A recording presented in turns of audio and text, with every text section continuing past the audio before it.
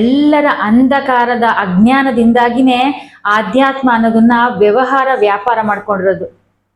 ಅಹಂ ಶ್ವೇತಾ ಯೋಗಿ. ಆತ್ಮ ನಮಸ್ತೆ ಎಲ್ಲರಿಗೂ.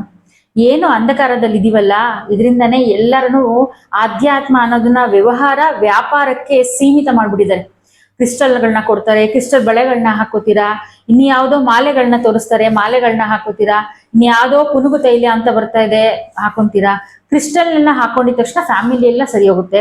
ಕ್ರಿಸ್ಟಲ್ ಹಾಕೊಂಡಿದ ತಕ್ಷಣ ನಿಮ್ಗೆ ಎಲ್ಲನೂ ಮನೆಯಲ್ಲಿ ಬೇಕಾದಂತ ಸಮೃದ್ಧತ್ವ ಎಲ್ಲ ಬಂದ್ಬಿಡುತ್ತೆ.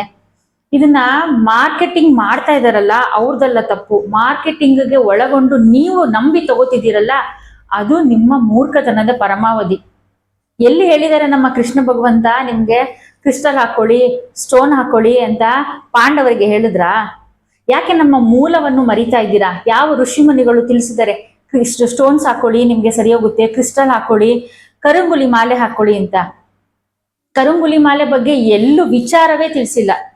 ನಾನು ತುಂಬಾ ಗ್ರಂಥಗಳನ್ನ ಓದಿದ್ದೀನಿ, ತುಂಬಾ ಉಪನಿಷತ್ತು, ಪ್ರತಿಯೊಂದು ಈಗಲೂ ಕೂಡ ನಾನು ಓದ್ತಾನೆ ಇರ್ತೀನಿ. ಎಲ್ಲೂ ತಿಳಿಸಿಲ್ವಲ್ಲ. ರುದ್ರಾಕ್ಷಿಗಿದೆ, ರುದ್ರ ಪುರಾಣದಲ್ಲಿ ರುದ್ರಾಕ್ಷಿಗಿದೆ ಮಹತ್ವ. ತುಳಸಿ ಮಾಲೆಗಿದೆ, ರುದ್ರಾಕ್ಷಿ ಮಾಲೆಗಿದೆ. ಇದಕ್ಕೆ ಮಹತ್ವವನ್ನು ಕೊಡಿ. ಯಾವುದೋ ಹೊಸದು ಅವರು ವಸ್ತುಗಳನ್ನ ಇಟ್ಕೊಂಡು ಮಾರ್ಕೆಟಿಂಗ್ ಮಾಡ್ತಾ ಇದ್ದಾರೆ. ಆಧ್ಯಾತ್ಮನ ವಸ್ತುವಿನ ಜೊತೆಗೆ ಆಧ್ಯಾತ್ಮ ಅನ್ನೋದು ಪರಮ ಸಮೃದ್ಧವಾದಂತಹ, ಪರಮ ಪವಿತ್ರವಾದಂತಹ ವಿಷಯ, ಅಂತರಾತ್ಮದಲ್ಲಿ ನಡಿಬೇಕಾಗಿರುವಂತಹ ವಿಷಯ. ಅದನ್ನ ಆಚೆ ಕಡೆ ಬಾಹ್ಯದಲ್ಲಿ ಒಂದು ವಸ್ತುವಿಗೆ ಆಧ್ಯಾತ್ಮನ ಹೋಲಿಸ್ತಾ ಇದ್ದಾರೆ ಅಂತಂದ್ರೆ ಇನ್ನು ಎಷ್ಟು ಕಲಿಯುಗ ತಾಂಡವಾಡ್ತಿದೆ ಅಂತ ನೀವೇ ಯೋಚನೆ ಮಾಡಿ ಇದರಿಂದ ಆಚೆ ಬರೋದಕ್ಕೆ ಪ್ರಯತ್ನ ಮಾಡಿ. ಇದಕ್ಕೊಂದು ಸಣ್ಣ ಕತೆ ಹೇಳ್ತೀನಿ ಇವತ್ತು. ರಾಮಾನುಜಾಚಾರ್ಯರು ತಮ್ಮ ಆತ್ಮಕಥೆಯಲ್ಲಿ ಹೇಳಿರುವಂತಹ ಒಂದು ಸಣ್ಣ ಕಥೆಯನ್ನು ನಿಮ್ಗೆ ಇವತ್ತು ಹೇಳ್ತೀನಿ. ಈ ವಿಚಾರವಾಗೇನೆ, ಆಧ್ಯಾತ್ಮ ಅಂದ್ರೆ ಈ ವಸ್ತುಗಳಲ್ಲಿ ಇಟ್ಕೊಂಡು ಮಾತಾಡ್ತಿದಾರಲ್ಲ, ವಸ್ತುಗಳನ್ನ ಇಟ್ಕೊಂಡ್ರೆ ಎಲ್ಲ ಚೆನ್ನಾಗಾಗುತ್ತೆ ಅಂತ ಅವರಿಗೆ, ಅವರನ್ನ ನಂಬಿರುವಂತಹ ನಿಮ್ಗೆ ಈ ಕತೆ. ರಾಮಾನುಜಾಚಾರ್ಯರು ಒಂದಿನ ಹೀಗೆ ನಡ್ಕೊಂಡು ದಾರಿಯಲ್ಲಿ ಫ್ಯಾಮಿಲಿ ಸಮೇತ ದೇವಸ್ಥಾನಕ್ಕೆ ಹೋಗ್ತಾ ಇರ್ತಾರೆ. ಆ ದೇವಸ್ಥಾನದ ಬದಿಯಲ್ಲಿ ಒಬ್ಬ ಕೂತಿರುವಂತಹ ವ್ಯಕ್ತಿ ಬಂದು, ಇದು ಕರಡಿಯ ಕೂದಲು ತಗೊಳ್ಳಿ, ನೀವು ತುಂಬಾ ಚೆನ್ನಾಗಾಗ್ತೀರಾ, ನೀವು ನಿಮ್ಮ ಮನೆಯಲ್ಲಿ ಇದನ್ನೇನಾದ್ರು ಇಟ್ರೆ ಸಾಕು, ನೀವು ಕುಬೇರ ಆಗೋಗ್ತೀರಾ, ಲಕ್ಷ್ಮಿ ಆಕರ್ಷಣೆ ಆಗೋಗುತ್ತೆ ಅಂತ ಹೇಳ್ತಾರಂತೆ. ಅದಲ್ಲದೆ ನೀವು ವಿದ್ಯೆಯಲ್ಲಿ ನಿಮ್ಗೆ ಉನ್ನತ ಸ್ಥಾನಕ್ಕೆ ಬರ್ತೀರಾ, ಇದನ್ನ ನೀವು ಹಾಕೊಂಡ್ರೆ ಸಾಕು, ಉಂಗುರ ಮಾಡಿಸಿ ಹಾಕೊಳ್ಳಿ ಅಂತ ಹೇಳಿದ್ರಂತೆ. ಅದಕ್ಕೆ ಅವ್ರ ತಮ್ಮ ತುಂಬಾ ಚಿಕ್ಕವರಂತೆ, ಒಂದು 7 ವರ್ಷ ಅಂತ ಅಲ್ಲಿ ಬರೀತಾರೆ. ಆ 7 ವರ್ಷದ ಹುಡುಗ, ಅಣ್ಣ ಇದನ್ನ ತಗೊಳ್ಳೋಣ, ಅಪ್ಪ ಇದನ್ನ ತಗೊಳ್ಳೋಣ, ಅಪ್ಪ ಅವಾಗ ತುಂಬಾ ಕುಬೇರ ಆಗ್ಬಿಡ್ತಾರೆ, ನಾವು ವಿದ್ಯಾಭ್ಯಾಸದಲ್ಲಿ ತುಂಬಾ ಉನ್ನತಿಗೆ ಹೋಗ್ಬೋದು ಅಂತ ಹೇಳಿದ್ರಂತೆ. ಅದಕ್ಕೆ ರಾಮಾನುಜಾಚಾರ್ಯ ಹೇಳಿದಂತೆ, ಓ ದಡ್ಡ ಕೇಳುಗೋ, ನೀನು ಒಂದು ತಗೊಂಡ್ರೆ ಕುಬೇರ ಆಗ್ತೀರಾ ಅಂತ ಅವನು ಹೇಳ್ತಾ ಇದ್ದಾನಲ್ಲ, ಅವನ ಹತ್ರ 100 ಈ ತರದ್ದು ಕೂದಲಿದೆ. ಯಾಕೆ ಅವನು ಬೀದಿ ಬದಿನಲ್ಲಿ ಅದನ್ನ ಮಾರಾಟ ಮಾಡ್ತಾ ಇದ್ದಾನೆ?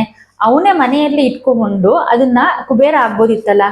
ಯಾಕೆ ಅವನು ವಿದ್ಯಾಭ್ಯಾಸಕ್ಕೆ ಅಂತ ಹೇಳ್ತಿದ್ದಾನಲ್ಲ, ಅವನೇ ಅದನ್ನ ಕೈಗೆ ಹಾಕೊಂಡು ಒಳ್ಳೆ ವಿದ್ಯೆಯನ್ನು ಸಂಪಾದಿಸಿ ಒಳ್ಳೆ ಉನ್ನತ ಸ್ಥಾನದಲ್ಲಿ ಇರ್ಬೋದಿತ್ತಲ್ಲ. ಯಾಕೆ ಅವನು ಬೀದಿಯಲ್ಲಿ ನಿಂತುಕೊಂಡು ಈ ವ್ಯಾಪಾರವನ್ನು ಮಾಡ್ತಾ ಇದ್ದಾನೆ ಅಂತ ಯೋಚನೆ ಮಾಡು ಸ್ವಲ್ಪ ಅಂತ ಹೇಳಿದಂತೆ. 6 ವರ್ಷದ ಬಾಲಕ ಹೇಳಿದಂತೆ, ಹೌದು ನಾನು ಎಷ್ಟೊಂದು ಅಜ್ಞಾನಿ ಅಲ್ವಾ, ಈ ತರದ್ದು ಎಷ್ಟೋ ದೊಡ್ಡ ಅಜ್ಞಾನಿ ಆಗ್ಬಿಟ್ರೆ ಕೇಳಿದ್ದೆ ಅಲ್ವಾ ಅಂತ ಆ ಚಿಕ್ಕ ಮಗುವಿಗೆ ಅನ್ನಿಸ್ತಂತೆ. ಇಲ್ಲಿ ನೀವು ಅರ್ಥ ಮಾಡ್ಕೊಬೇಕಾಗಿರೋದು ಏನು ಗೊತ್ತಾ? ಆಧ್ಯಾತ್ಮ, ಭಗವಂತ, ಇದೆಲ್ಲವನ್ನು ವಸ್ತುವಿನ ರೂಪದಲ್ಲಿ ಖಂಡಿತ ನೋಡ್ಬೇಡಿ. ಭಗವಂತ ಅನ್ನೋದು ನಿಮ್ಮ ಒಳಗಡೆ ಇರುವಂತಹ ಒಂದು ಅದ್ಭುತವಾದ ಶಕ್ತಿ. ಆ ಶಕ್ತಿಯನ್ನು ಜಾಗೃತ ಮಾಡಿಸ್ಕೊಳ್ಳೋದೇ ಆಧ್ಯಾತ್ಮ. ಎಲ್ಲವೂ ಇದ್ರೂ ಕೂಡ ಇಲ್ಲದ ಹಾಗೆ ಹೇಗೆ ಬದುಕಬೇಕು ಅನ್ನೋದು ಆಧ್ಯಾತ್ಮ.